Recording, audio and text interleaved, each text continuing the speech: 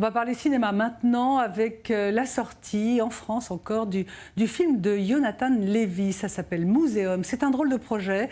Le réalisateur a installé des micros et des caméras à Auschwitz-Birkenau pour enregistrer les réactions des anonymes. Les commentaires sont parfois ahurissants. Nous sommes allés rencontrer Jonathan Levy à Yad Vashem. Image Amitz Katz, réalisation Ava Mergi.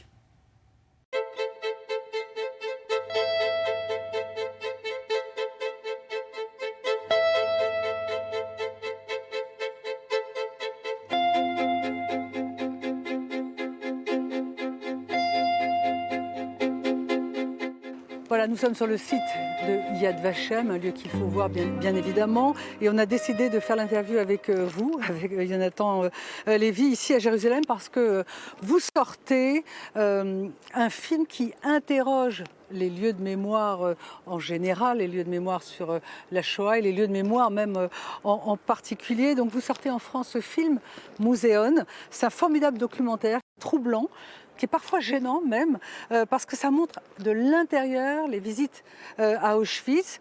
Vous avez posé des micros sur des groupes roumains, anglais, italiens, espagnols, russes, israéliens, allemands, polonais, hollandais, japonais et français. Et le résultat est absolument fou. Déjà, comment vous avez pu filmer? Où est-ce que vous avez mis les micros? Où est-ce que vous avez mis les caméras? Comment Auschwitz vous a-t-il laissé tourner tout ça? Alors, il se trouve que ce film a été tourné en 2007. J'avais 23 ans à l'époque. Et en fait, je me suis présenté au musée d'Auschwitz-Birkenau sans demander l'autorisation. Et je suis venu avec ma caméra, je l'ai plantée au milieu des gens, des visiteurs. Parce que mon but, c'était vraiment de filmer les visiteurs durant leur visite, des gens anonymes, et d'essayer de capter leurs réactions et ce qu'ils disent.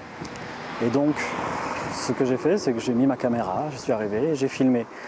Et là, bien sûr, des gardiens du musée sont venus me voir et m'ont dit « Mais vous avez une autorisation ?» Alors j'ai dit « Non, j'ai pas d'autorisation. » Et donc j'ai commencé à échanger avec les autorités du musée pour avoir l'autorisation de filmer les gens. D'une part, ils avaient du mal à comprendre en fait que je puisse m'intéresser aux gens. Ils me disaient « Mais vous ne voulez pas interroger des historiens ?»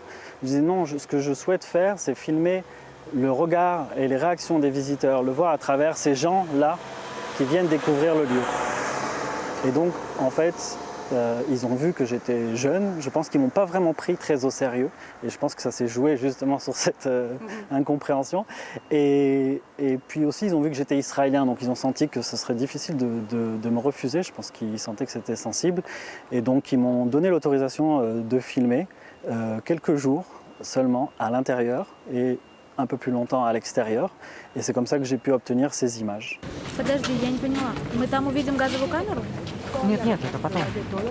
Но на secuestro imaginario. ¿Qué pasó aquí? Es que es de locos. Je trouve ça plus émouvant quand on parle d'une personne plutôt que de 6 millions. Le nombre, il est trop gros. On n'arrive pas à imaginer 6 millions. C'est trop abstrait. Alors, il est très pudique, votre film, très digne.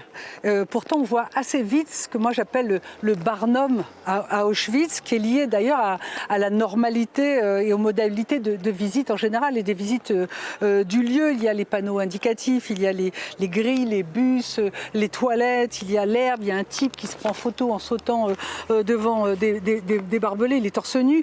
Est-ce que c'est cette matérialité minuscule, Jonathan Levy, que vous avez voulu attraper, comme si vous disiez finalement en 2022, Auschwitz, c'est pas Auschwitz, c'est un musée?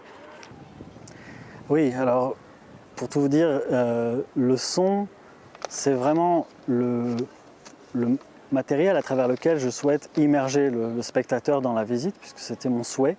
Et au-delà de ça, en fait, mon idée, c'était de faire ressentir au spectateur, à la sortie du film, les mêmes sensations que l'on ressent à Auschwitz et qui sont vraiment très difficiles à décrire et qui laissent en fait une marque en nous et qui finalement restent en nous pendant plusieurs jours et continuent à nous travailler même après plusieurs mois.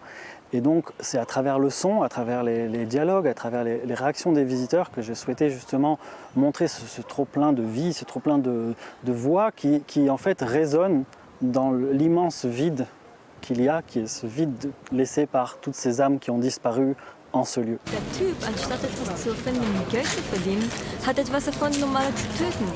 Das ist sinnlos.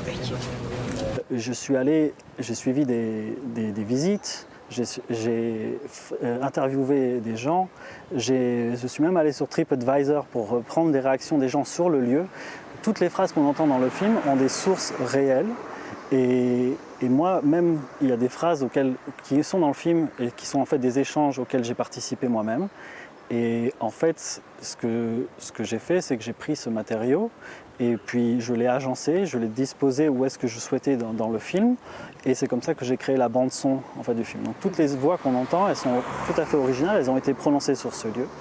Et pour tout vous dire comment j'ai essayé de construire ça, j'ai essayé de trouver un équilibre. Je n'ai pas essayé d'être critique sur les visiteurs. J'ai essayé de montrer qu'il y a des comportements inappropriés, mais que souvent en fait, ce sont et qu'il y a aussi des phrases qui sont complètement, qui sonnent vraiment étrangement dans ce lieu, mais en fait, c'est surtout parce que les gens sont maladroits et peut-être impressionnés par le lieu. では次に髪の毛を見に行きましょう。何も私の誕生日にこんなところに来なくても手伝ってよかったのに。 Alors justement, ces réactions, ce matériau, on les entend et c'est là que donc, le film est vraiment saisissant parce que les dialogues sont complètement fous. Il y a des remarques paradoxales mais légitimes, hein, comme vous dites. J'en donne quelques exemples, mais on va en voir à l'écran. Ça veut dire quoi, Arbeit macht frei? C'est plus grand Auschwitz ou plus petit que Birkenau? Moi, si j'étais juive, j'aimerais pas vivre ici. Je ne pense pas que ce soit nécessaire de garder tous ces souliers. Si ça avait duré plus longtemps, ça aurait pu être bien pire, mais ça aurait pu être mieux. Puis il y en a un qui dit « Ça te dit d'aller au resto d'Auschwitz ?» Pourquoi vous avez gardé ou pas certains dialogues? On a bien compris que le film était monté, que le montage, c'est de la morale, comme dirait l'autre. Mais pourquoi certains dialogues étaient gardés et d'autres pas? Voilà, le montage, c'est important le montage. Merci de m'interroger sur cette question parce que ça a été un immense travail justement pour essayer d'équilibrer. Comme je vous ai dit, je suis allé puiser ces phrases dans plein d'échanges sur le lieu. Je pensais que j'attraperais facilement plein de phrases intéressantes. Ce n'était pas le cas. Il y a beaucoup de banal en fait finalement. Les gens quand ils visitent le lieu, ils échangent sur ce qu'ils ont fait la veille, sur leurs projets, des fois des choses qui sont complètement hors contexte. Donc j'ai gardé cette dimension, mais je ne voulais pas que ce soit que ça non plus. Et c'est vrai que je voulais montrer ces phrases anodines qui finalement résonnent complètement faux en fait en ce lieu parce que c'est pas un lieu anodin et il n'y a jamais rien d'anodin en fait dans ce lieu et donc j'en suis venu à essayer de voir ce qui revenait. Par exemple, je trouve que souvent les phrases des gens ils sont justement confrontés au vide du lieu et ils disent par exemple mais il n'y a rien, il n'y a que des murs à voir. Justement ça pose tout de suite la question mais qu'est-ce qu'on vient voir quand on se rend à Auschwitz et est-ce qu'on vient pour voir? Et donc ça c'est par exemple un exemple.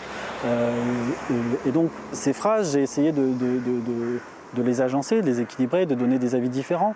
Et on sent en fait à travers ces phrases que les gens sont confrontés à la complexité du lieu. Parce que Auschwitz c'est un lieu vraiment très difficile à définir dans la Shoah elle-même. Bien que ce soit un symbole en fait de la Shoah, que ça soit devenu le symbole de la Shoah, en fait, il est un petit peu à part parce que c'est à la fois un camp d'extermination et un camp de concentration. Faire comprendre ces deux choses, c'est vraiment très difficile à des visiteurs qui ne sont pas informés, qui viennent finalement, qui ne savent pas forcément quelque chose sur cette histoire. Maybe because it was their only hope to leave. Still smells like death here. But if they were killing them immediately, how is it possible that they are survivors? On est ici devant le site de Yad Vashem. Vous pensez que les réactions à l'intérieur, si on les enregistrait, seraient les mêmes que celles qu'il y a dans votre film, Zéon? Oui, je pense en quelque sorte. J'imagine que les visiteurs... honnêtement, je ne sais pas, mais je pense que oui, en fait, je pense que les gens auraient à peu près les mêmes réactions. Il y a d'autres exemples encore. Hein. Les enfants sont fatigués. Tu vas quand même pas rater la chambre à gaz. Est-ce que vous avez filmé également des moments plus forts, plus pudiques, des moments d'émotion? Non, pour tout vous dire, j'ai pas filmé beaucoup de moments d'émotion parce que malheureusement, les visiteurs n'ont pas l'opportunité d'avoir ce moment d'émotion. D'ailleurs, il y a quelqu'un qui dit finalement les 5 minutes de silence qu'on a eues, c'était les 5 minutes qui faisaient le plus sens. Donc en fait, c'est vrai qu'on les mène au pas de course d'un endroit à l'autre et ils n'ont pas le temps de se recueillir, ils n'ont pas le temps de réfléchir. Et aujourd'hui, c'est encore plus comme ça parce qu'il y a de plus en plus de visiteurs. Et donc ça c'est une conséquence en fait de la massification du tourisme sur place. Et donc les gens n'ont pas trop l'occasion de se poser, de réfléchir. Et malheureusement non, j'ai pas pu filmer ce genre de moment. Mais bon, il y a aussi un moment très émouvant dans le film qu'on voit où des Israéliennes se regroupent.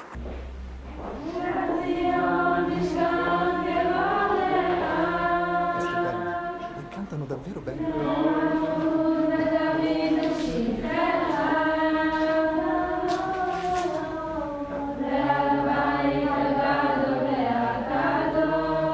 Se c'era una cosa che non mi sarei aspettata era che qui ci fosse musica.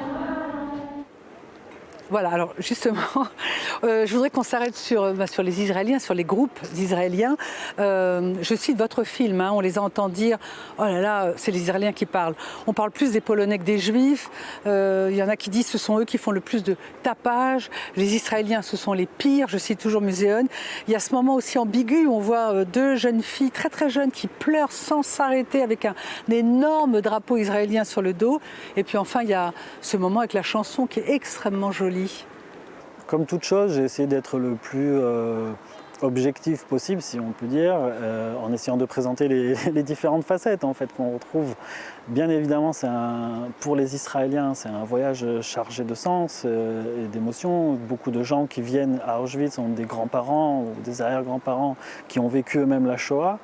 Et donc, il y a une charge émotionnelle très forte.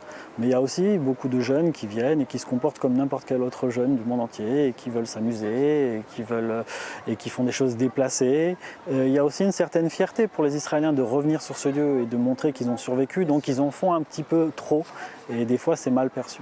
Regarde celui-là, regarde comment il saute. Je sais même pas s'il a conscience de où il est assis. C'est pas un spectacle.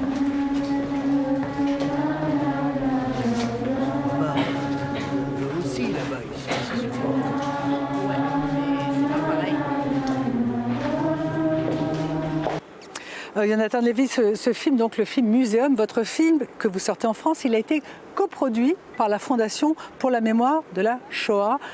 Quel est finalement l'enseignement sur la transmission? Est-ce qu'il faut passer par Auschwitz, par la visite à Auschwitz pour savoir, pour dire? Je pense que, en tout cas de mon point de vue, c'est que c'est un sujet qui est toujours d'actualité et mérite d'être traité et dont on n'a pas encore tout exploré. Je ne pense pas qu'un jour on arrivera à explorer entièrement ce sujet. Une fois, il m'est arrivé d'échanger